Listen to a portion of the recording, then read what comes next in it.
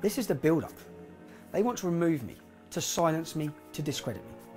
They have tried to stop me in every possible way, from taking my finances to imprison me, to slander me, to linking me to Darren Osborne and extremism.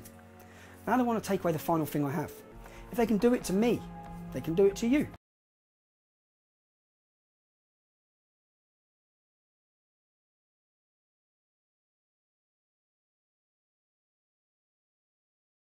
George Soros is not stupid. He said that if the EU continues in this undiplomatic way with the accusations that we talked about from the various German politicians and the EU Commission and so on, well, they will actually probably win with an even larger majority the next time.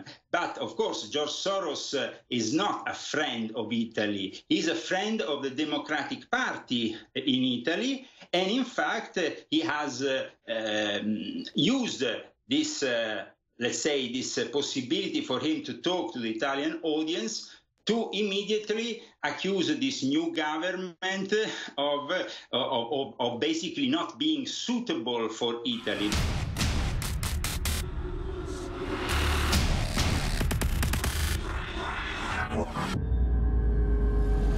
All right, my guest is Leo Zagami, leozagami.com. Now, Leo, obviously there is a lot of big developments happening in Italy right now. And, you know, you've been reporting on this, you've been seeing this coming for a while, and we've always wondered, will the populist momentum, will the nationalist momentum come to fruition? You've had all these hurdles in front of you to leap. But George Soros, being one of those hurdles, is now starting to panic. And it looks like the reality is setting into him that Italy wants out of the EU. And so now they're kind of debating a new tactic here, it seems like to me, Leo, where maybe they kind of do a thing where they let Italy think it's getting out of the EU, but just keep it in kind of like a Brexit deal in order to keep the populists at bay. But you're the expert from leozagami.com. Leo Zagami, what is the story today? What is the latest on the populist uprising in Italy? Well, hello, Owen, and hello to our viewers and listeners. I would say that the main thing is the visit of George Soros in Italy, which I found profoundly disturbing, as also this visit has been made on money given by the taxpayers, because he participated to the economic festival in Trento, which has taken money financed by the state. It's a very left-wing kind, of course, of organization involved with this whole thing, but George Soros took advantage of his speech on the 2nd of June, given to a packed audience inside the place, but the actual screen where it was projected outside for the festival, I have even a picture of it, was completely empty. Because, of course, all the people who wanted to see Soros wanted to be there without being seen themselves. And he said some very heavy things, some very heavy accusations, especially against Donald J. Trump. He said that Trump is basically a threat to the economy. He doesn't understand the basic elements of economy. How is possible he makes these statements when he was a supporter of Obama, who made a disaster of U.S. economy? And at the same time, he attacked the new coalition in Italy, defining them, of course, with as a threat, but also focusing on Matteo Salvini, accusing him of possibly having taken money from Russia. Now, from the inside, because as you know, I have also been involved in politics here in Italy, I know that for sure Matteo Salvini and the Northern League didn't take any money from Russia, because Russia simply didn't give them any money. They gave them the possibility of a collaboration, of course.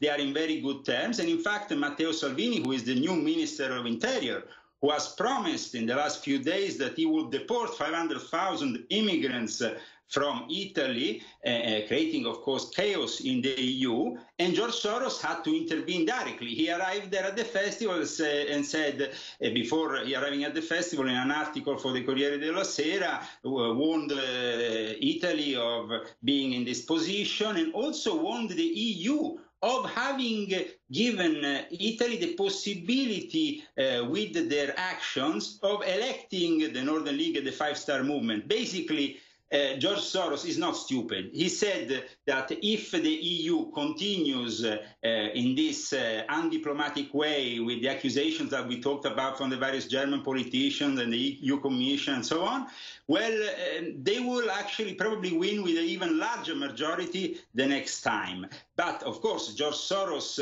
is not a friend of Italy. He's a friend of the Democratic Party in Italy. And in fact, he has used this, let's say, this possibility for him to talk to the Italian audience to immediately accuse this new government of basically not being suitable for Italy. But Salvini immediately replied, saying he never took any liras, any rubles, any euros from Russia. So they're using the same tactic there with the whole Russia angle to try to stop this nationalist movement. But again, you see some of the reservation on George Soros, where he realizes now that this movement is real and it's enough to probably get Italy out of the EU, if by way of vote, if it came to that. So it sounds to me like he's kind of trying to pander to this to have a false sense of security that, oh yeah, Italy, maybe you can get out of the EU. Just like the Brexit vote, like, yeah, we'll give you your vote. You're still in the EU. You voted to be out of it, but you're still in it, and we gave you the vote. So, you know, quit complaining. And so maybe they do something like that. But overall, I mean, it's just amazing that George Soros will go in front of Italy and say that Trump is a threat to the economy when he's the damn threat. He knows he's the threat. He's the one that bet on the EU. If Italy has a sovereign nation, he's the one that loses. There's another important news that I got in the last few hours. There was a strong criticism of Soros' presence with taxpayers' money in that region from the Italian association, the Israel-Italian Association. Alessandro Bertoldi, who is the official spokesman for the Israel-Italian Association, basically confirmed what Alex Jones and you have always said, that Soros is a Nazi. The Israeli associations in Italy say that he's a dangerous guy. He's already been kicked out of Austria. He's been kicked out of Hungary a couple of days ago. He closed down also his office. Yeah, his home country doesn't even want him. Sorry? His home country doesn't even want him. Well, his own country doesn't want him, but he moved to Berlin to be close to Angela Merkel, so, you know, they can be... yes, and Jean-Claude Juncker, the Nazis come back together. Absolutely. I mean, the open society moving the headquarters in Europe to Berlin is very ominous of a Nazi takeover.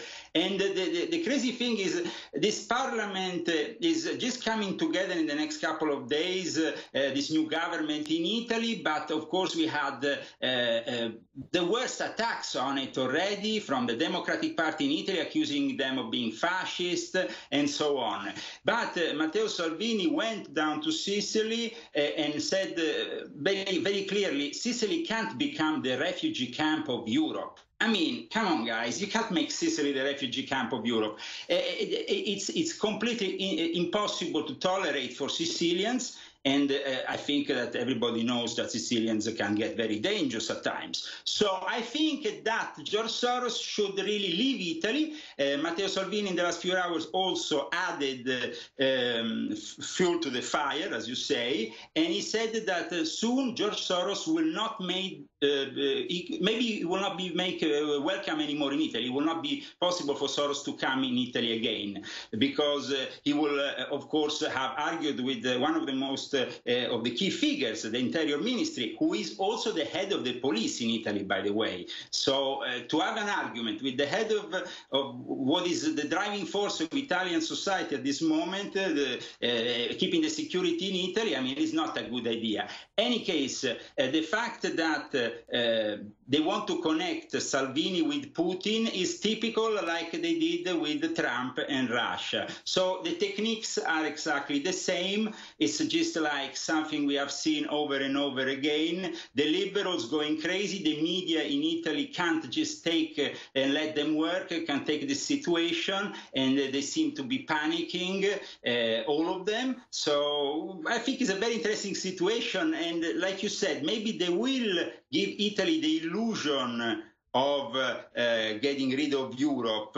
But like Nigel Farage said recently, this is only the beginning of Italy's rebellion. I mean, Italy's nationalism runs very deep, as well, of course, as their fascist roots. We don't want to go back to fascism. Of course, we are totally against what Mussolini did with the racial laws. But I tell you, Italy is not a country that will continue being treated this way by the European Union. Especially now in the next few days, they will have a meeting in Brussels regarding the immigrant situation. And Matteo Salvini said he's not going to participate, also because, apart from the fact he has to be in Italy... Hold your thought right there, because we got to go to break here. So we'll pick it back up there on the other side of this break. But I think it's good news because, to me, it shows that Soros is weakening, and he knows he's weakening. And so he's kind of like, all right, I gotta back off in Italy here, or this could be a death blow to my Nazi EU headquartered in Berlin regime. I mean, this is... with Jean-Claude Juncker in charge. You know, someone very profoundly once said many years ago that if fascism ever comes to America, it'll come in the name of liberalism.